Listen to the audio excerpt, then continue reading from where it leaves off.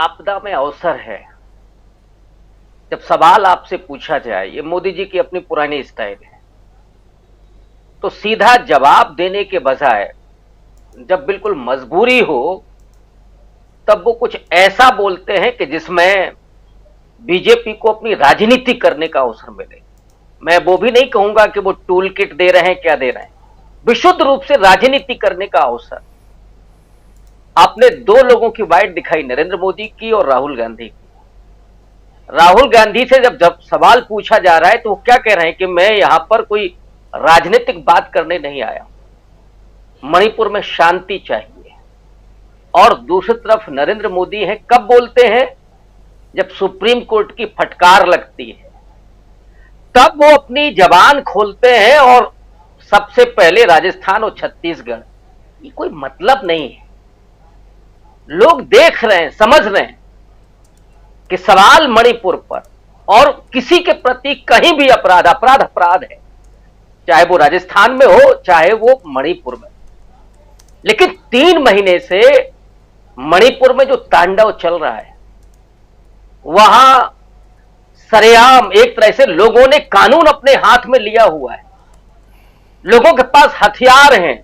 राजीव जी, शायद आपके पास एक वीडियो भी नहीं पहुंचा है जिसमें बिल्कुल तालिबानी अंदाज में एक औरत को गोली मारी जा रही है।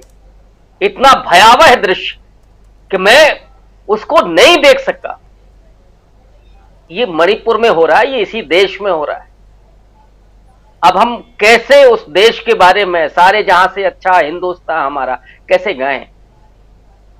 और ये एक तरह का स्टेट स्पॉन्सर्ड है। आप आंसू नहीं पहुंचना चाहते, आप गुनाहों के लिए सजा नहीं देना चाहते, क्योंकि आप ये देखते हैं उसमें कि साहब इसमें राजनीतिक फायदा हमारा कहां है। मैतेई समुदाय अगर बीजेपी के साथ खड़ा है तो साहब वो गुनहगार नहीं हो सकते। और मोदी जी ने जो शब्द का इस्तेमाल किएगा, उन्होंने जो पापी, ये पापी है या सीधे तौर पर वो अपराधी हैं?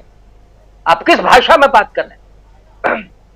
और यहीं पर मुझे बिल्किस बानो के उन अपराधियों की याद आती, वो पिशाच। उनको अपराधी कहना भी बहुत छोटा शब्द है, जिन्होंने बलात्कार किया, हत्या की, छोटे से बच्चे की हत्या की। और उनको यही मोदी जी जब लाल किले से बोल रहे थे, बेटी पढ़ाओ, बेटियों की सुरक्षा करो, बेटियों की का सम्मान हो, और वो बेटियां खून के आंसू रो रही हैं। कहीं उनके साथ सामूहिक बलात्कार हो रहे, कहीं उनको बीच सड़क पर गोली मारी जा रही। और उसी दिल्ली में जब वो महिला पहलवान बैठे रहे जिनको मारा पीटा तक गया, लेकिन मोदी जी ने कभी जबान नहीं खोली। मोदी जी जब भी जबान खोलते हैं मजबूरी में, और वहां पर भी राजनीति करने से बाज नहीं आते। ऐसा बेशर्म प्रधानमंत्री आपने कभी देखा है अपने होशो हवास में? मैं तो नहीं जानता। बजाय क्षमा याचना करने के, मैं ये भी नहीं कह रहा हूं कि आप विपक्ष से या किसी से क्षमा याचना करिए, आपको शर्मिंदा होना चाहिए। और उन्होंने कहा कि 140 करोड़ लोग शर्मसार है। क्यों शर्मसार? तो आपको होना चाहिए, आपकी सरकार को होना चाहिए।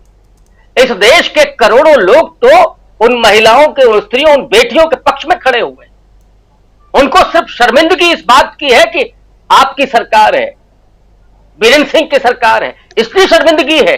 इसलिए नहीं है कि वहां पे जो लोगों ने किया, क्योंकि अपराधियों की सजा जो मुकम्मल है कानून में वो मिलनी चाहिए।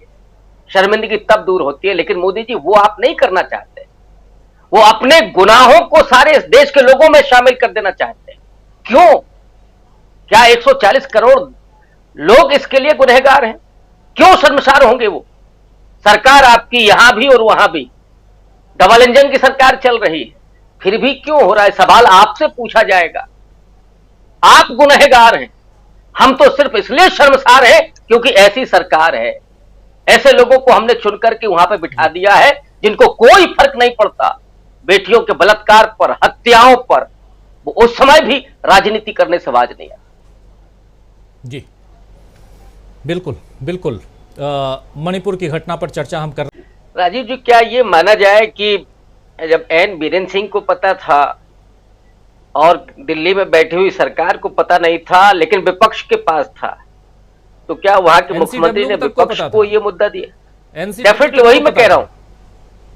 तो क्या ये विपक्ष को उन्होंने उपलब्ध कराया है और नरेंद्र मोदी तक वो बात नहीं पहुंची? तो मानसून सत्र में ये मौका क्या खुद मणिपुर की सरकार ने उपलब्ध कराया है विपक्ष के लिए, और मोदी जी को बेखबर उसके रखा है? ये दरअसल इतना अब भोलापन है कि स्मृति ईरानी हो, रविशंकर प्रसाद हो या मोदी जी हो, वो इस देश के लोगों को निपट बेवकूफ समझते हैं। उनको लगता है कि जो हम बोलेंगे, जो हम कहेंगे, वही लोग मान लेंगे।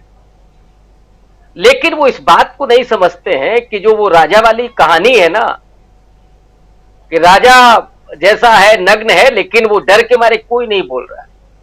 एक बच्चा आकर के कहता है। तो नरेंद्र मोदी की हालत अब उसी तरह की हो गई। वो लाख जतन करें, और फिर सबसे बड़ी बात तो उनकी नीयत की है, उनकी संवेदनहीनता की है, जो गर्ग साहब ने बात कही। उनको कोई फर्क ही नहीं पड़ता है कि कहां बलात्कार हो रहा है, कहां किस मॉब लिंचिंग हो रही है, दलितों को सरेआम पीटा। उसी गुजरात में जहां से अभी उदाहरण दिए गए, उस ऊना कांड भी तो हुआ। कितने लोग गटर में मारे गए बनारस में, जहां से प्रधानमंत्री आते हैं चुन करके, वहां यहां नाक तक डूबे हुए दलित गटर में दिखाई पड़ते हैं। साहब, दैनिक जागरण की तस्वीर है, लेकिन कोई फर्क नहीं पड़ता। तो वो जो असंवेदनशीलता है, और वो केवल वोट की राजनीति, उनको मालूम है कि कैसे करना है। अभी एक दो बार उन्होंने किया भी, लोगों को जुमला भी दिया, फिर लोगों को और राष्ट्रवाद के इशू पर ले गए, और सोशल इंजीनियरिंग उन्होंने कर ली, लोगों को मुखौटे दिखा दिए। लेकिन जो महंगाई है, जो अत्यंत गरीबी इस समय जो बढ़ रही है, बेरोजगारी का चरम आलम है, क्या उसके बावजूद लोग ये सोचते रहेंगे कि नहीं, मोदी जी तो भगवान है? जो उनके भक्त तो मानते ही हैं कि वो अवतार हैं।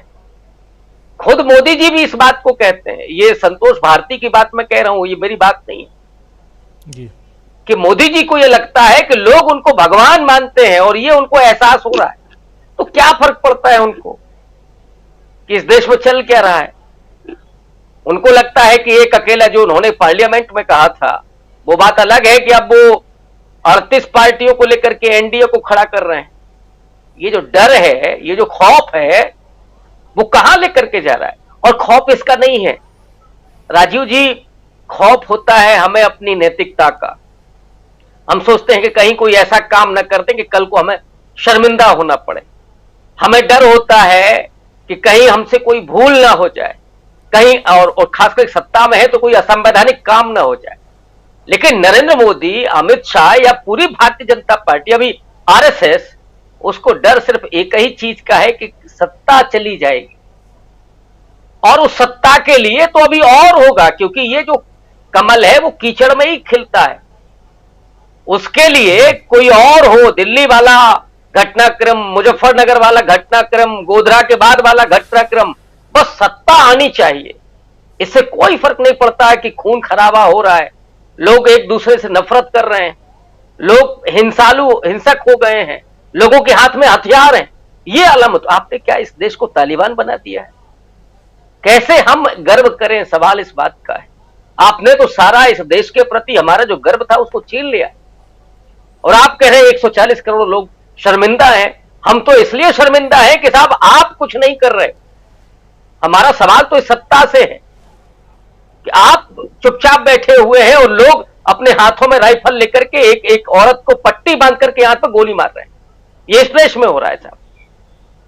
इसलिए बड़ा भयावह है, कुछ कहते बनता ही नहीं है कि क्या बोला जाए इस समय।